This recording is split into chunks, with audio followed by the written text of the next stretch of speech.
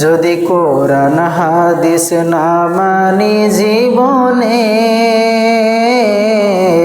কি হবে গো মৃত্যুর পরে। যদি কোরআন হাদিস না মানি জীবনে, কি হবে গো মৃত্যুর পরে। চার মাযহাবকে ফরজ জেনেছি, এক মাযহাবের আমল করেছি। দেখিনি তো কোরআন হাদিসের দিকে ফিরে, কি হবে গো মৃত্যুর পরে। যদি কোরআন হাদিস না মানি জীবনে, কি হবে গো মৃত্যুর পরে।